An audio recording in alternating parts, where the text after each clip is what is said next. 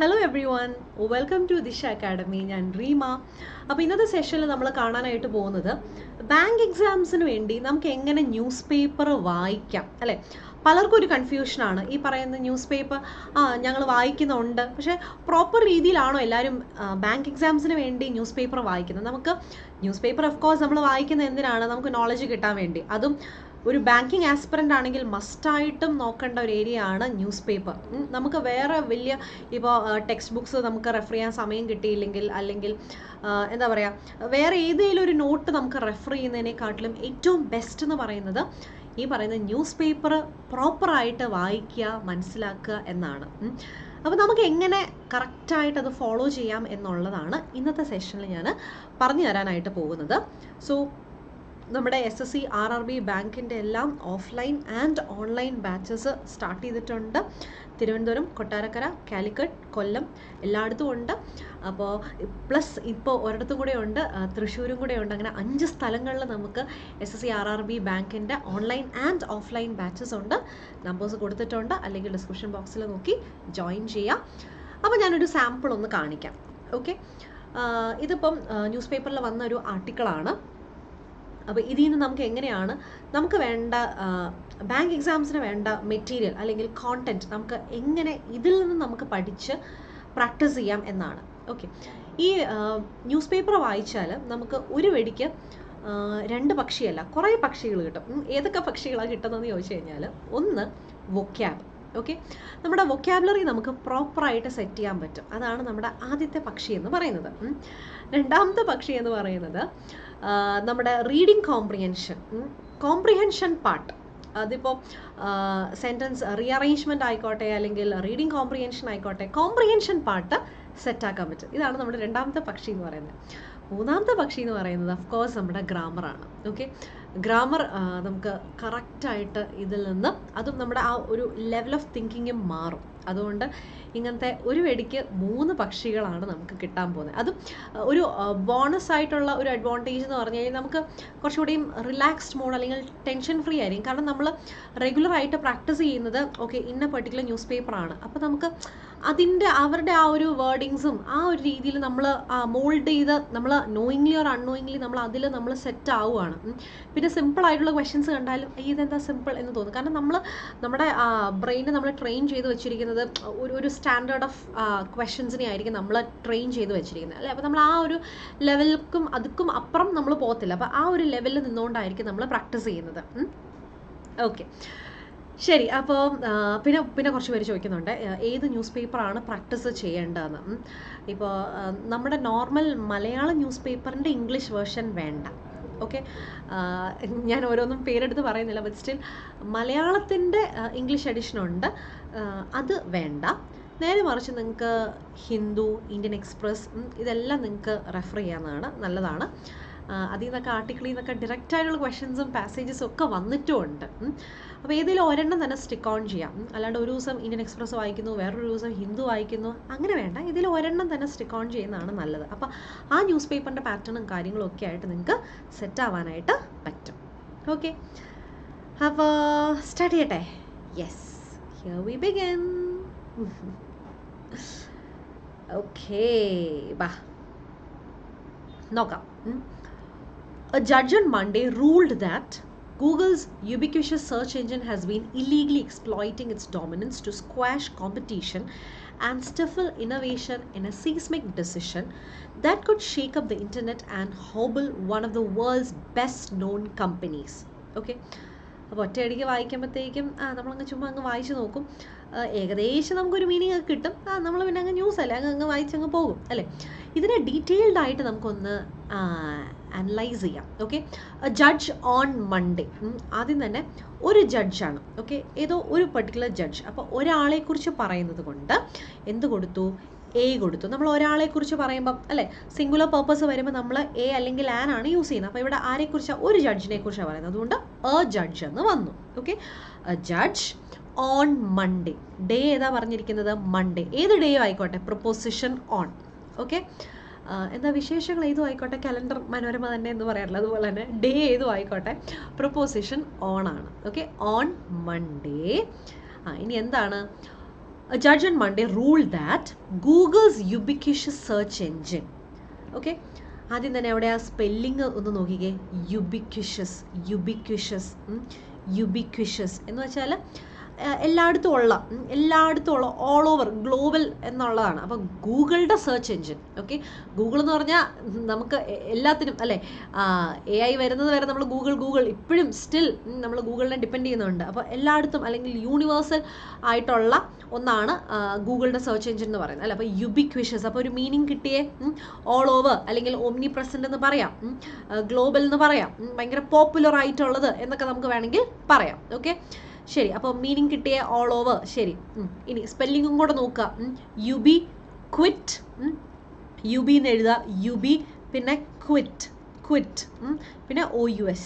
Okay, യുബിക്വിഷ്യസ്. Okay, ശരി. അപ്പോൾ spelling പഠിച്ചേ.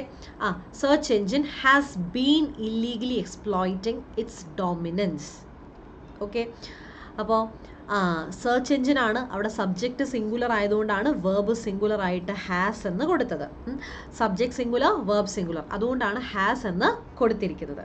ഓക്കെ, ഇറ്റ്സ് ഡോമിനൻസ്, അതിൻ്റെ ഡോമിനൻസ്. അവിടെ അപ്പോസ്ട്രോഫി ഉണ്ടോ? ഇല്ല, അതിൻ്റെ എന്നാ പറഞ്ഞിരിക്കുന്നത്, അതുകൊണ്ട് അവിടെ അപ്പോസ്ട്രോഫി ഇല്ല. അടുത്ത ഡോമിനൻസിൻ്റെ സ്പെല്ലിംഗ് കൂടെ നോക്കിക്കോ. ഡോമിനൻസ് ANCE ആണ്, കണ്ടോ, AN ആണ് ഡോമിനൻസ്. ഇതൊക്കെ സ്പെല്ലിംഗ് കൂടെ നോക്കുക.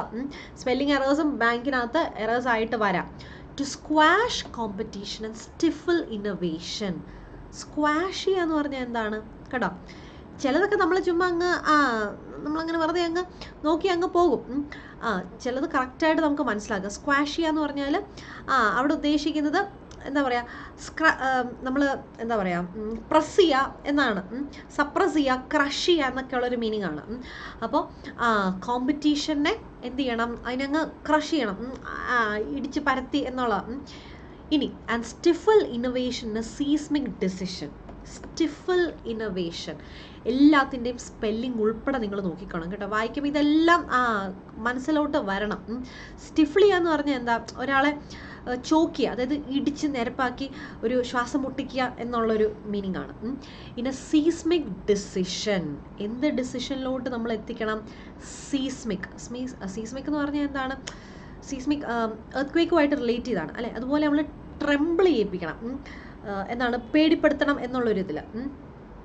അപ്പം മൺഡേ ആയപ്പോൾ ഒരു ജഡ്ജ് പറഞ്ഞു അല്ലേ, എന്താ പറഞ്ഞത്?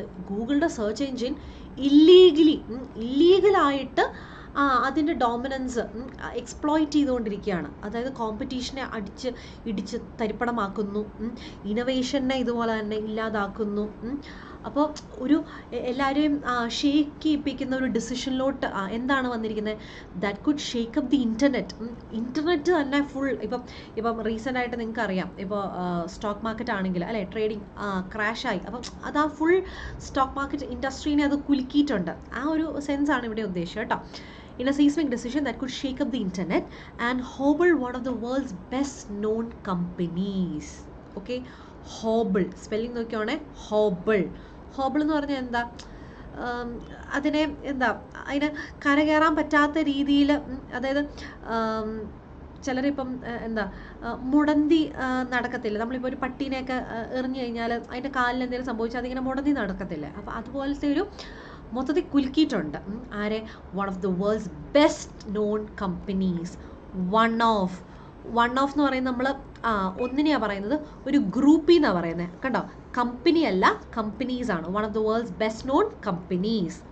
ചിലർ one of the best known company എന്ന് പറയും. അല്ല, കാരണം നമ്മളൊരു ഗ്രൂപ്പിൽ നിന്ന് സെലക്ട് ചെയ്യുന്നതുകൊണ്ടാണ് one of the world's best known companies എന്ന് പറയുന്നത്. അവിടെ കമ്പനി അല്ല, കമ്പനീസ് തന്നെ കൊടുക്കണം. ഓക്കെ, അപ്പോൾ ഇത്രയും വായിച്ചു. എത്ര നേരം എടുത്തു നോക്കിക്കേ, ഇത്രയും സാധനം ഒരൊറ്റ സെൻറ്റൻസ് വായിക്കാൻ. അപ്പോൾ ഇങ്ങനെ വേണം നിങ്ങൾ വായിക്കാൻ. അപ്പോൾ തുടക്കത്തിലൊക്കെ ഇതുപോലെ സമയം എടുക്കും, സാരമില്ല. ചിലപ്പോൾ ഒരു ആർട്ടിക്കിൾ ആയിരിക്കും ചിലപ്പോൾ ഒരു ദിവസം വായിക്കാൻ പറ്റുന്നത്, ചിലപ്പോൾ ഒരു ആർട്ടിക്കിൾ പോലും ആയിരിക്കും, ചിലപ്പോൾ ഒരു ആർട്ടിക്കിളുടെ ഒരു പാരഗ്രാഫ് ആയിരിക്കും ചിലപ്പോൾ നമുക്ക് വായിക്കാൻ പറ്റുന്നത്. സാരമില്ല, തുടക്കത്തിൽ അങ്ങനെയാണ്. ഏറ്റവും ബിഗിനിങ് സ്റ്റേജിൽ ഒരു ബിഗിനർ എന്നുള്ള രീതിയിൽ നിങ്ങൾ തുടങ്ങുമ്പം ഇഷ്ടമുള്ള ഏതെങ്കിലും ഒരു ടോപ്പിക് എടുക്കുക. ഇപ്പോൾ എഡിറ്റോറിയൽ തന്നെ ആദ്യം വായിക്കണം എന്നൊരു നിർബന്ധമില്ല. ഇപ്പം നിങ്ങളുടെ ഇഷ്ടമുള്ള ഫീൽഡ് ഏതാണ്? സ്പോർട്സ് ആണോ, അല്ലെങ്കിൽ നിങ്ങൾക്ക് മൂവീസ് എൻ്റർടൈൻമെൻറ്റ് ആണോ, അങ്ങനെ എക്കണോമിക്സ് ആണോ, ഏതാണോ ബിസിനസ്, നിങ്ങൾക്ക് ഏറ്റവും റിലേറ്റബിൾ ആയിട്ടുള്ള ഇഷ്ടമുള്ള ഒരു ടോപ്പിക്ക് നിങ്ങൾ സെലക്ട് ചെയ്യുക, അത് വായിച്ച് തുടങ്ങുക. പതിയെ പതിയെ മേ ബി ഒരു 2 weeks ഒക്കെ കഴിയുമ്പോൾ അതൊന്ന് സെറ്റാവും. എന്നിട്ട് എഡിറ്റോറിയലിലോട്ട് പോവാം. ആ പേപ്പറിൻ്റെ വേർഡ്സും ഒരു റൈറ്റിംഗ് സ്റ്റൈലും ഒക്കെ നിങ്ങൾക്ക് കംപ്ലീറ്റ് ആയിട്ട് ഫെമിലിയറൈസ് ആയി കഴിഞ്ഞാൽ മാത്രം എഡിറ്റോറിയലിലോട്ട് പോവാം. പിന്നെ make sure you read the editorial regularly, അത് പ്രോപ്പറായിട്ട് തന്നെ വായിക്കാം. പിന്നെ ഇത് കുറച്ച് കഴിയുമ്പോൾ ഉണ്ടല്ലോ, ഒരു മാസമൊക്കെ കഴിയുമ്പോഴത്തേക്ക് നമ്മൾ റിപ്പീറ്റഡ് ആയിട്ടുള്ള ചില വൊക്കാബ്സും ഒക്കെ കാണും. അപ്പോഴത്തേക്ക് നമുക്ക് മൈൻഡ് സെറ്റാണ്. എന്നിട്ട് ചുമ്മാ ഇത് റാൻഡമായിട്ട് വെറുതെ വായിച്ചങ്ങ് പോകാണ്ട് തന്നിരിക്കുന്ന കാര്യങ്ങളൊക്കെ ഒന്ന് നോട്ട് ചെയ്തും കൂടെ വെക്കുക. വൊക്കാബ്സ് ആയിക്കോട്ടെ, സ്പെല്ലിംഗ് ആയിക്കോട്ടെ, എല്ലാം ഒന്ന് നോട്ട് ചെയ്ത് വെക്കുക. കണ്ടുപിടിക്കുന്ന ഗ്രാമറും. അപ്പോൾ ഇങ്ങനെ ഗ്രാമർ കണ്ടുപിടിക്കണമെങ്കിൽ ഇനിഷ്യലി ഗ്രാമർ അറിഞ്ഞിരിക്കണം, മനസ്സിലായി? അപ്പോൾ നമുക്ക് ഓൾറെഡി നമുക്ക് ഒരു ബേസിക് ഫൗണ്ടേഷൻ ബാച്ച് ദിശയിലുണ്ട്. അപ്പം ജോയിൻ ചെയ്യേണ്ടവർക്ക് ജോയിൻ ചെയ്യാം. കുറച്ച് ആയിട്ടേ ഉള്ളൂ, എന്നാലും ജോയിൻ ചെയ്യാം. അറൗണ്ട് 1 month ആവുന്നു. അപ്പോൾ താല്പര്യമുള്ളവർക്ക് ജോയിൻ ചെയ്യാം. അപ്പോൾ അങ്ങനെ ഗ്രാമറും നമുക്ക് കുറച്ച് അത്യാവശ്യം അറിയാമെങ്കിൽ ഇത് കണ്ടാൽ നമുക്ക് ഐഡൻറ്റിഫൈ ചെയ്യാൻ പറ്റുള്ളൂ. അതാണ് നമ്മുടെ മെയിൻ ടാസ്ക്. ഓക്കെ, അപ്പോൾ ഇത് ഇത്രയും ഓക്കെ ആണല്ലോ. ഇനി അടുത്തത് The highly anticipated decision issued by US District Judge Amit Mehra comes nearly a year after the start of a trial pitting the US Justice Department against Google in the country's biggest antitrust showdown in a quarter century. Okay. The highly anticipated decision. Okay. Okay.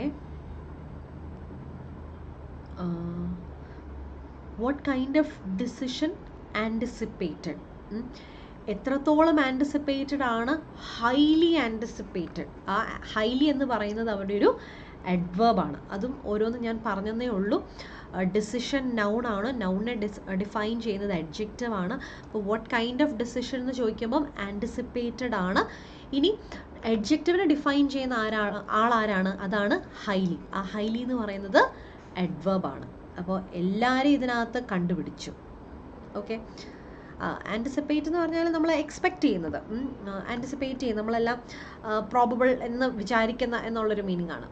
അപ്പോൾ anticipated decision issued by US District Judge, okay, comes nearly a year after the start of a trial pitting the US Justice Department against Google in the country's biggest antitrust showdown in a quarter century. Okay, അപ്പോൾ ഈ decision തന്നെ വരുന്നത് എപ്പോഴാണ്? 1 വർഷത്തിന് ശേഷം. അതും ഈ trial തുടങ്ങിയതിന് ശേഷം, അത് 1 വർഷത്തിന് ശേഷം എന്നതാണ്. ഓക്കെ, പിറ്റിയ എന്ന് പറഞ്ഞാൽ എതിരായിട്ട്. ആർക്കെതിരായിട്ടാ? US ജസ്റ്റിസ് ഡിപ്പാർട്ട്മെൻറ്റിന് എതിരായിട്ട്. അതും എന്താണ് ചെയ്യുന്നത്? US ജസ്റ്റിസ് ഡിപ്പാർട്ട്മെൻറ്റ് ഗൂഗിളിനെതിരായിട്ട്. അങ്ങനെ ഒരു ട്രയൽ സ്റ്റാർട്ട് ചെയ്ത് 1 വർഷത്തിന് ശേഷമാണ്.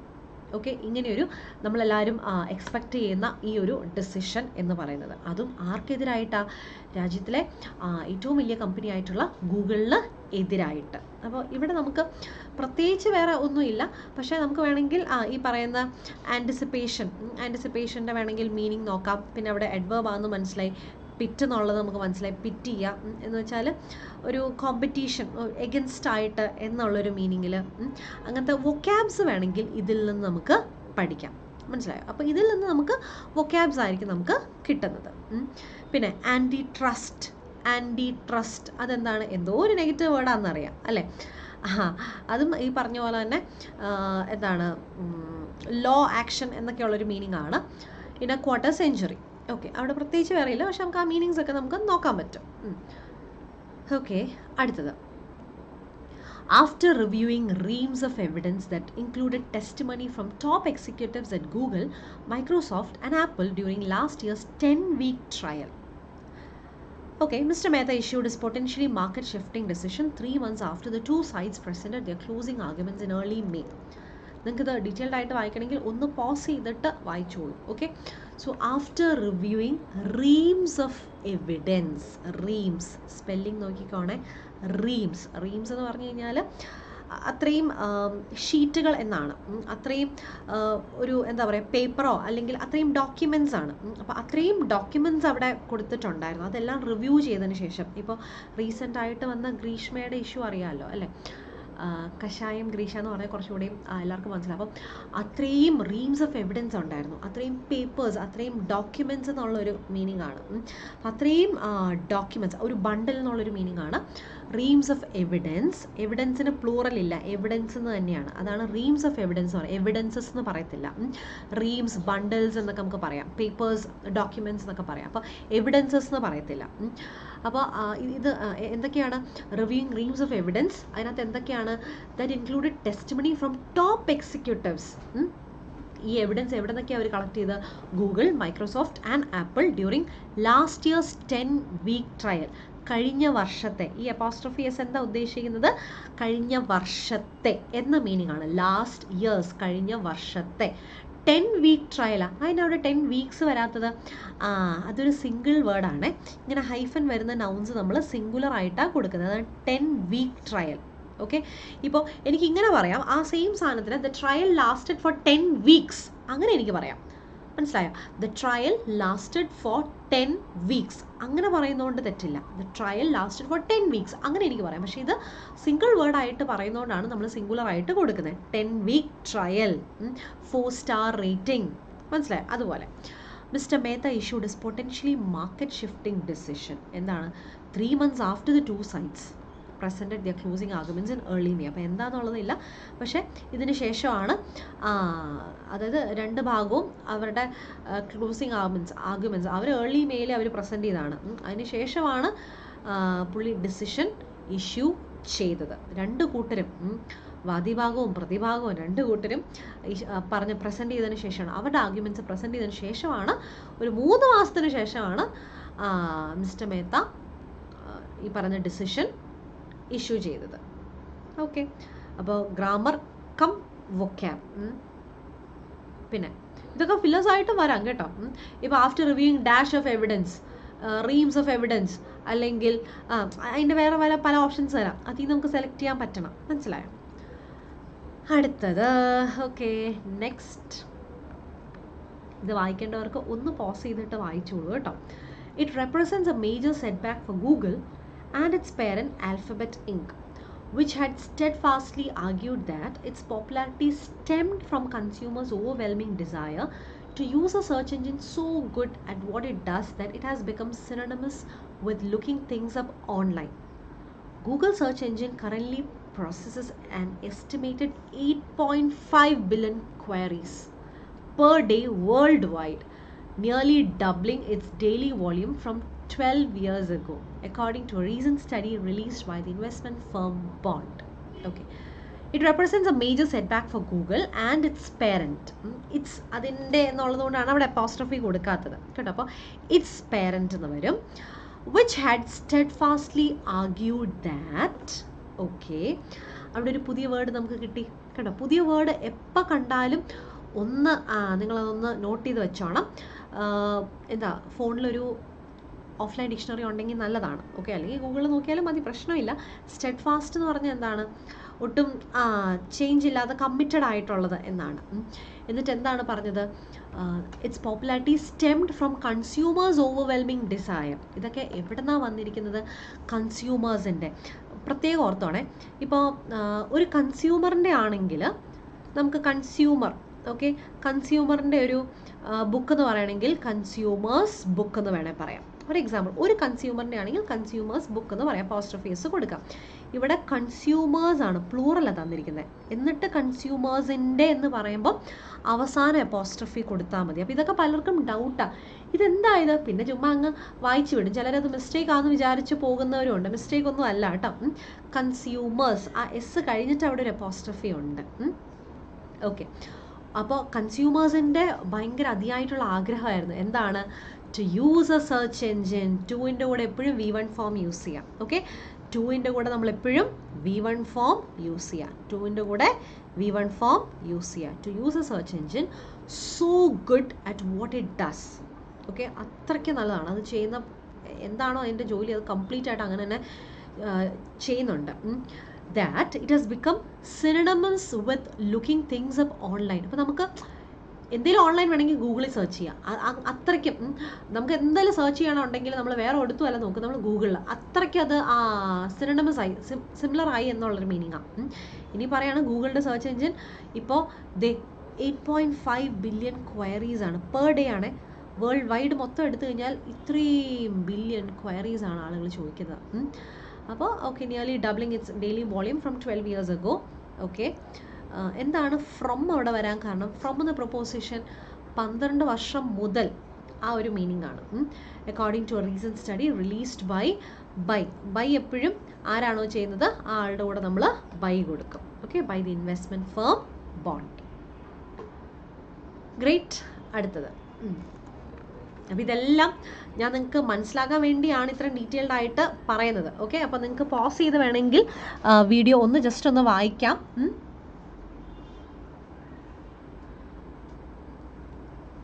സോറി, വീഡിയോ വായിക്കാന്നല്ല, ഈ എന്താണ് തന്നിരിക്കുന്നത് അത് ജസ്റ്റ് ഒന്ന് വേണമെങ്കിൽ പോസ് ചെയ്ത് വായിക്കാം.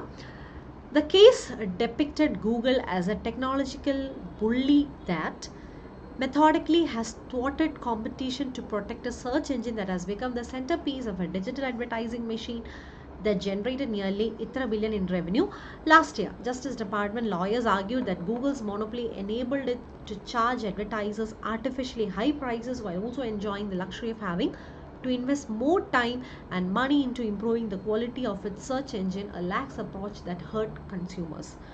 ഇങ്ങനത്തെ ഒരു പാസേജ് എന്നിട്ട് അതിനകത്ത് ബ്ലാങ്ക് സ്പേസസ് വരാം, എന്നിട്ട് കറക്റ്റ് നമ്മൾ ഫില്ല് ചെയ്യാനായിട്ട് അങ്ങനെ വേണമെങ്കിൽ ക്വസ്റ്റ്യൻ വരാം. മനസ്സിലായി? അപ്പോൾ ഇതൊക്കെ വായിച്ചാലേ നമുക്ക് ഒരു ഐഡിയ കിട്ടുള്ളൂ. അപ്പോൾ ഫില്ലേഴ്സായിട്ട്, ഫിൽ ദ ബ്ലാങ്ക്സ് ആയിട്ട് വേണമെങ്കിൽ വരാം. ഇതിൽ നിന്ന് റീഡിങ് കോംപ്രിഹെൻഷൻ വേണമെങ്കിൽ വരാം. മനസ്സിലായോ? ഇതിനകത്ത് സെൻറ്റൻസ് റീഅറേഞ്ച്മെൻറ്റ് വേണമെങ്കിൽ വരാം. അപ്പോൾ ഇങ്ങനത്തെയൊക്കെ പാസേജസ് നമ്മളൊന്ന് അല്ലെങ്കിൽ ആർട്ടിക്കിൾസ് നമ്മൾ വായിച്ച് സെറ്റ് ആവണം എന്ന് മാത്രം. ഓക്കെ, അപ്പോൾ the case depicted Google as a technological bully ആയിട്ട്, okay, that has methodically thwarted competition to protect a search engine. അതാണ് ഇപ്പോഴത്തെ സെൻറ്റർ പീസ്. അതും അവരുടെ റവന്യൂ കണ്ടോ, ലാസ്റ്റ് ഇയറിൽ അവരുടെ റവന്യൂ ആണ് ഇത്ര. എന്നിട്ടാണ് ഈ കേസ് ഗൂഗിളിനെ ഒരു ബുള്ളിയായിട്ട് കണക്കാക്കുന്നത്, ഇത്രയും റവന്യൂ കൊണ്ടുവരുന്ന ഗൂഗിളിനെ. മനസ്സിലായോ? ത്വാട്ട് ചെയ്യാന്ന് വെച്ചാൽ പ്രിവെൻറ്റ് ചെയ്യുക, അങ്ങനെ നടക്കുന്നതിൽ നിന്നും പ്രിവെൻറ്റ് ചെയ്യുക എന്നാണ്. അപ്പോൾ ആ ഒരു കോമ്പറ്റീഷനിൽ നിന്നും പ്രിവെൻറ്റ് ചെയ്യുക എന്നാണ്. Justice Department lawyers argued that Google's monopoly enabled it to charge advertisers artificially high prices. അത് കാരണമാണ് ഇങ്ങനെ ഹൈ പ്രൈസസ് വരുന്നത്. while also enjoying the luxury of having to invest more time, money into improving the quality of its search engine. അപ്പോൾ അത് രണ്ടും ഉണ്ട്. Okay, a lax approach that hurt consumers. Okay, ശരി. അപ്പോൾ ഇതിനകത്ത് വേറെ പ്രത്യേകിച്ചൊന്നുമില്ല, കുറച്ച് ഇത് മാത്രം ഒന്ന് നോക്കിയാൽ മതി. വൊക്കാബ്സ് ആണ്. അപ്പോൾ ചിലതിനകത്ത് ഗ്രാമർ വരാം, ചിലതിനകത്ത് ഈ പറഞ്ഞ പോലെ തന്നെ വൊക്കാബ് വരാം. അപ്പം രണ്ടും നോക്കി നോക്കുക. മെത്തോഡിക്കലി എന്ന് പറഞ്ഞാൽ വളരെ ഓർഡേർഡ് ആയിട്ട്, വെൽ ഓർഗനൈസ്ഡ് അല്ലെങ്കിൽ പ്ലാൻഡ് എന്നൊക്കെയുള്ളൊരു മീനിങ് ആണ് മെത്തോഡിക്കലി എന്ന് പറഞ്ഞു കഴിഞ്ഞാൽ. ഓക്കെ, മോണോപ്പൊളി അറിയാമല്ലോ അല്ലേ? അവരുടെ ആ ഒരു എന്താ പറയുക, ഒരു കറക്റ്റ് മലയാളത്തിൽ പറയാം, അവരുടെ കുത്തക എന്നൊക്കെ പറയത്തില്ലേ, അത്. ശരി, നമുക്ക് ഞാൻ വീണ്ടും പറയാണ്, നമുക്ക് ഓൺലൈൻ ബാച്ചും ഉണ്ട്, ഓഫ്ലൈൻ ബാച്ചും ഉണ്ട്.